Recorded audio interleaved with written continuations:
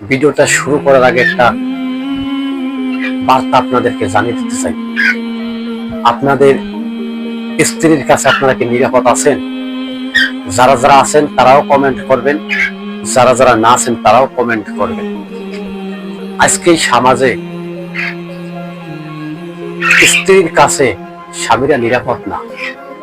তবে আমাদের এখন কি করণীয়? যদিও পৃথিবীটা ফিতনার ভিতরে চলে গেছে, আমাদের উচিত আমরা বিবাহ করব না।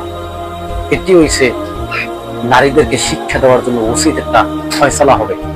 আপনি কি জানেন কিছুদিনের আগে ঘটনা, স্বামীকে মেরে টুকরো টুকরো করে ড্রামের ভিতরে বন্দি করে রেখেছে, মানে তার লাশটাকে ছিন্ন ভিন্ন করে ফেলছে এই নারী।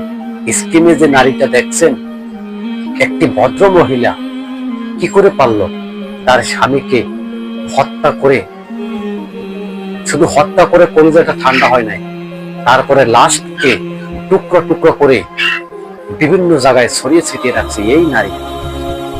আজকে যদি বাংলাদেশে এমন আইন চালু হইতো যে একটা মানুষ আর একটা মানুষকে হত্যা করলে তাকে দশকের মাঝে আইনা ফাঁসির কাজটা ঝুলানো হবে। এত বড় বড় বড় বড় জঘন্য জঘন্য ধরনের মানুষ গুনাহ করছে এবং খুন খারাপি করছে, তাদেরকে জেলখানায় বসাইয়া খাওয়াইয়া কি লাভ? তাদেরকে পৃথিবী থেকে শেষ করে দেব। আজকে স্ত্রীর কাছে স্বামী নিরাপদ নাই।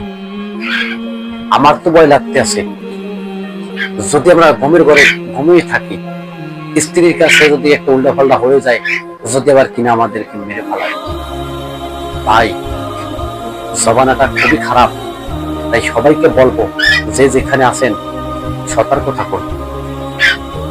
আপনারা স্বামী স্ত্রী সতর্কভাবে জীবনযাপন করুন। দুনিয়ার অবস্থা কিন্তু ভালো না, একবারে টোটালি ভালো না। একের পর এক ঘটনা ঘটতে আছে। এটি বিশাল বড় বড় কিয়ামতের আলামত। কিয়ামতের পূর্বে এরকমের ঘটনা ঘটবে এবং ঘটতে আছে। সামনে অনেক কিছু দেখা যাবে। এই নারীটি কি করলো? তার একটাই দাবি, তার মাথায় কোনো কাজ করতে আসে না, এর জন্য খুন করছে। আরে মাথায় যদি কাজ না করে ডাক্তারের কাছে চলে যাও, এমবিবিএস ডাক্তার দেখাও, হোমিওপ্যাথি ডাক্তার দেখাও। কিন্তু স্বামীর উপরে একটি পুরুষ বসলাম যে না, ধরলাম যে সে আপনার স্বামী না, সে একজন অন্য একটি পুরুষ। আজকে নিজের স্বামীকে যখন সে হত্যা করতে পারছে, সাধারণ পুরুষকে যে সে হত্যা করতে পারবে না, তার বিশ্বাস কোথায়?